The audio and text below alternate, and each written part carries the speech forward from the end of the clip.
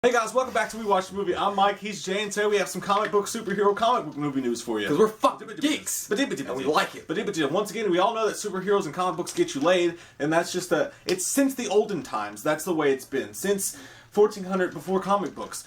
But today... I read comics, ye old Mary, fuck. Isn't that weird though, by the way, speaking of, it's like, it's not as dorky anymore. What? It's to be into comic books and read comic books. You think it's not, but then your girlfriend's like, what are you doing? Like, I'm buying a comic book. And they're like...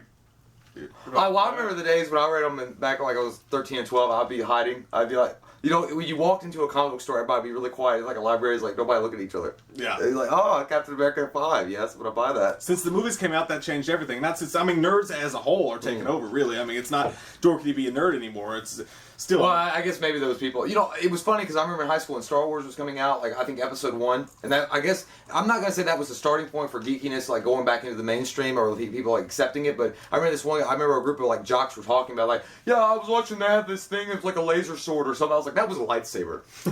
And they're like, that's what... And then they all came over to me and they're like, tell me about more. And I felt like, it's like, more you must know and I will reveal. Well, that's the thing, too. I mean, and it's like, you've got the two groups of people. You got the groups of people who are into it now. It's like, oh, cool, I'll buy a Batman t-shirt, whatever, Batman's cool. But back in the olden times, back when we were in high school, that shit was not cool. Back when you drove carts. That got your butt picked. Yeah. What? You always get possessive of it, too. Yeah. Because we were like, well, liking comics back when nobody liked them. Everybody thought it was stupid and geeky, and nobody... He was like, oh, they're going to make an Avengers movie one day. That will never happen. So we were like hiding in the shadows. But now everybody loves it. It's mainstream. It's like... And then like, oh yeah, Spider-Man 2 is going to be great. You're like, shut the fuck up! What do you know about Peter Parker? It's like, I know everything. Still yet, you go to a bar and you're wearing a Batman t-shirt. It's not like it's going to get you laid. There's going to be those girls like, dorks wearing a Batman shirt. But then there's that one chick who's kind of hot that might come up to you and be like, I like your shirt, cool shirt. And you're like, things are changed. It's like the bat signal. It's like the Joker. You've changed things. That's completely off topic. But what we're going to talk about first is David Goyer comes out, the writer for... helpful writer for the Nolan trilogy, the guy who's helping write the Batman vs Superman movie, comes out and says, yeah, basically DC has no real plans for a cinematic universe, much like Marvel has. He's like, it's been talked about vaguely, but it's too early. It's just too early. And we're going to talk about why that's bullshit and why you're fucking wrong. Yeah, he's like, why don't you just take a warm glass and shut the hell up? Yeah, I mean, on one half of the thing, I will say, and I've said this before, DC doesn't necessarily have to do the same thing that Marvel's doing. I mean, Marvel's been successful at it, and they've been badass, and they've created an awesome universe. I mean, fuck, even Agents of S.H.I.E.L.D. last night tied into the Captain America 2 theme with, I won't say what it is because it's a spoiler, but...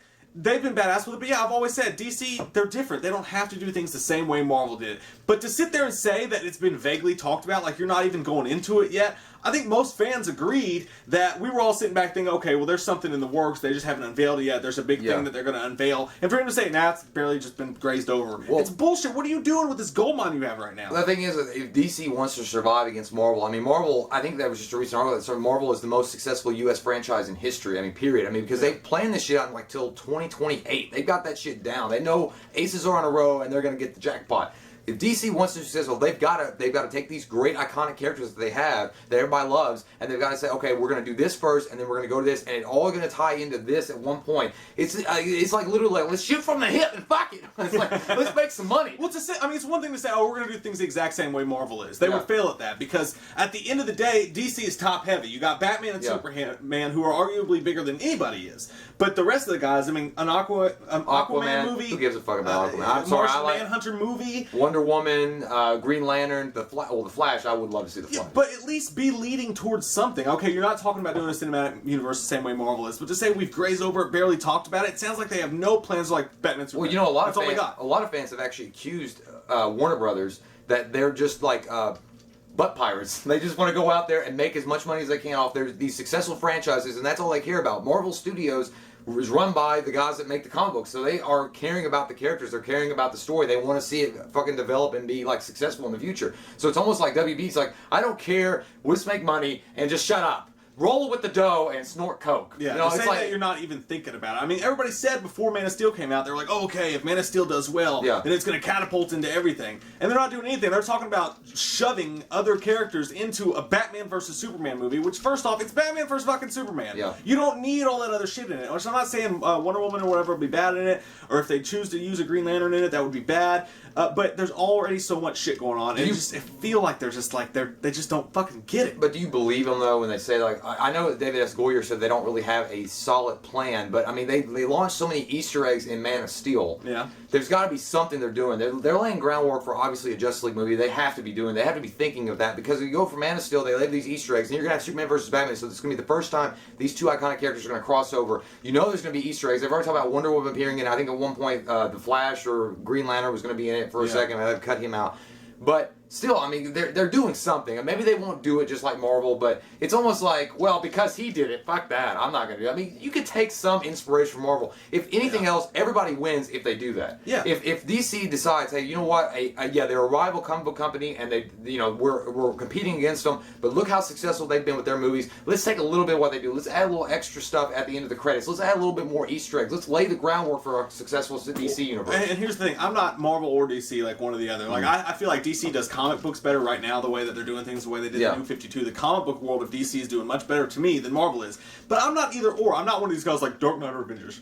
No, Take a side. And I just like movies. I fucking love them all. But I will say this: DC needs a Kevin Feige, however you say his name. They need that guy to come in and be like, pull the fucking trigger. Let's make this happen. Here's what we're doing. They need a comic book guy to come in and say, this is what we're doing. Yes, Malcolm. But that does tie us into the next story, which is again Marvel versus DC. The release date in May 2016, Marvel had the date originally. They had the date set for Captain America 3. At the time, it was an untitled Marvel project, so they might thought this is just going to be beans and we can roll over it. But then they found out it was Captain America 3. DC figured out they had to push Batman Superman back, which fucking sucks. I think they did that for rewriting. Yeah, for other reasons. But they decided to choose the date that Marvel already had planned in May. So you've got Batman vs. Superman going directly up against Captain America 3 on the same day in the theaters as it stands right now. Marvel came out and said they're not backing out, and they had the date first. DC's coming out and they just said, yeah, we're probably not going to back out either. Well, now they can't. I mean, it's been such a news story now. If one of them backs off, it's like, oh, they're scared. I mean, they're scared of it. If I was Captain America 3, I'd be scared too. But DC, Marvel and DC, I mean, they've always been like that kind of really, they're not mean-spirited competitive, but they are competitive, like I've already mentioned. They compete with each other. The thing is, Marvel, like, they have to understand, like, Captain America 2 was a fucking awesome, amazing movie, and Captain America 3 is going to be just as good, I think, but it's Batman versus Superman. Yeah. I mean, it's like... It's a top-heavy DC universe. Yeah. I mean, it's like Mike Tyson versus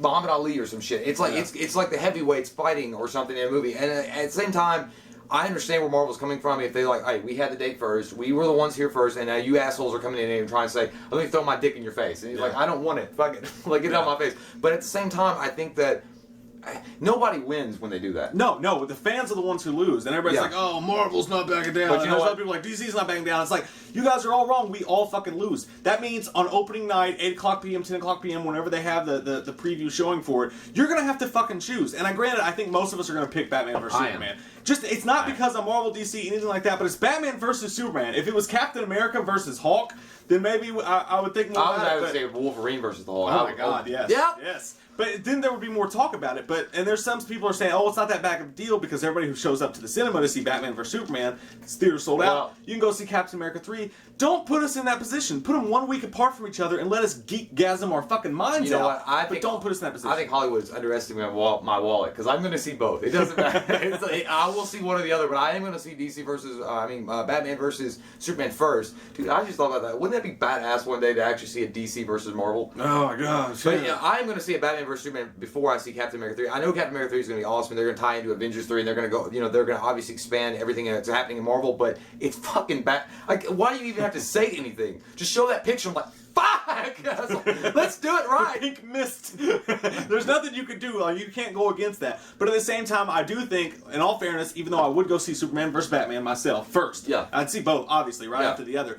Even though I would see that one first, I want some time to let that percolate and sit in my body and let me talk about it for a little bit. First, it's like when you jack off and you got to smoke a cigarette. Like, just wait. There's just not enough time. But I will say at the same time, DC is the one that should move. They took Marvel had the date first. DC just jumped on top of it or whatever. And I think DC should be the ones to back up and say, okay, we're going to move it to this week later. You don't need to this is pick your battles. You don't need to have that fight. I think I'm going to go with devil's advocate. And I think that the reason why DC is doing it in that way is because they want to set a precedence. And they want to say, we're here now. we want to make a loud bang in your butt, and we're gonna fucking do it right because we know that Marvel's got that date, and we know that everybody's gonna go see Captain America 3. We just want people to understand that DC has arrived now. We've got our shit in order. We want to make this big iconic movie, and we want to challenge Marvel to the comic book franchise for movies, and maybe that's why they're doing it. But if they want to show their balls, they would have went up against Avengers 2 instead. Sure, they don't. Captain America 3 is one standalone superhero. What would you have done? But at the same time, here's the thing though. DC's putting a bigger risk than Marvel is too, because look at it. Batman, Superman, the bigger, yes, but more riskier. Ben Affleck his first time in a bat suit, even though we both agree that we think that's going to be good. Okay. Jesse Eisenberg, there's a whole lot. That's the riskiest movie coming up in the next millennium. In the next million years, I can't think of a more risky movie than that is. Transformers 4. Say you put that up against Captain America, right? Yeah. You put it up and it bombs. Say people hate it. Maybe Ben Affleck is terrible. Maybe we were wrong. And it's terrible. You pretty much know. I mean, it's a pretty much. If you had to bet the farm on it, you would guess Captain America 3. If nothing else, it's going to be solid. Yeah, well, Chris Evans is completely coming into Captain America now. You already know what you're going to get with Chris Evans and Captain America. But it is a risk. Yeah, what happens when you got 2 movies coming out and the reviews come out and people are saying Captain America 3 is good, it's a continuation of what Marvel keeps doing. Batman vs Superman sucks. Week 2 comes out. Who do you think wins? Everybody loses, but if you really looked at it, DC's probably going to win that battle. I think they'll win the box office battle, which, I mean, but Marvel had it first, and I just don't think they should move it. But that's our opinion. Let us know what you guys think about that below, by the way. Would you rather have it the way it is now, or would you rather have Disney, them all tied together, Fox, Sony, and Marvel, but owned by Disney? I would have that. You'd rather take that? I want to see a shared universe where I get to see the Avengers, X-Men, and Spider-Man, and Fantastic Four, and Punisher, and Blade, and all those guys in one fucking movie. But Disney's never going to make a good Punisher. I don't know. You know what? I used to say that. I used to think that they would always be cheesy like Mickey Mouse and Fantasia and shit like that, but they're not like that. I mean, obviously with Captain America 2, it had dark elements in it too. But they haven't gone rated R yet. Not yet, but that's not saying that they won't go. But I think that Disney understands that Marvel was doing pretty well before they ever bought it, and they're like, you know what? Let's just let them go with what they're doing, and they've got a plan, and they're doing it right, and they're doing dark stuff, but it's not over the top dark. So I don't know. I think Disney is flexible enough to let Marvel Studios do what they need to do. Here's what I do. I would take it. I'd say yes, because I want to see X-Men versus Avengers and all that shit, and Spider-Man as one of the Avengers.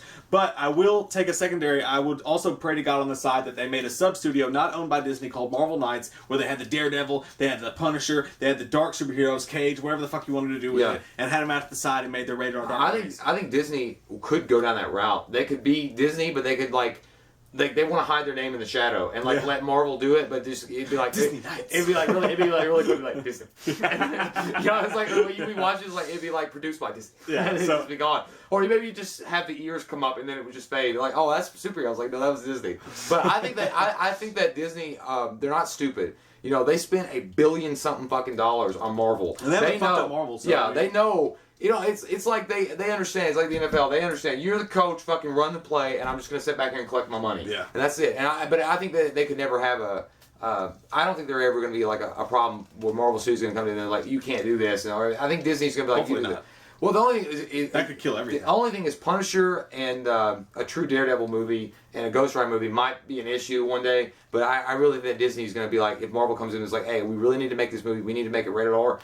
And that's the only way it's going to make it work. And then I'd be like, all right, well, we can do that, but we're going to have to figure something out. Even though they could push a hard-rated PG-13. They could push a really, really hard-rated PG-13 movie. That went to the line. But we all know Dirty Laundry, Punisher, that's the way it needs to be. Oh, God, dude. That was a fucking... If you haven't seen Dirty Laundry, the short, watch that shit now. If those are if there was 2 studios, or 1 studio that I could pick for 2 characters, I'd take, like, Fox or New Line Cinema to own both Punisher and Ghost Rider and make us a fucking truly ass. I'd say Fox, but I could go with New Line Cinema on that one. Yeah, even though they turn out. And then Michael Myers be like in the background somewhere.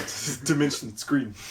But yeah, so that's our questions for the day, guys. Comment below. Let us know. As always, ask any question you want in the comments below, and that'll be answered in a live video. Also, follow us on Facebook and Twitter for shit that you can't get here on our YouTube channel. The descriptions are in the box below. Click subscribe. Click like, and always share on your Facebook and Twitter because that helps us out a huge bunch. And we love you. We'll see you next time. I love you. We watched a movie.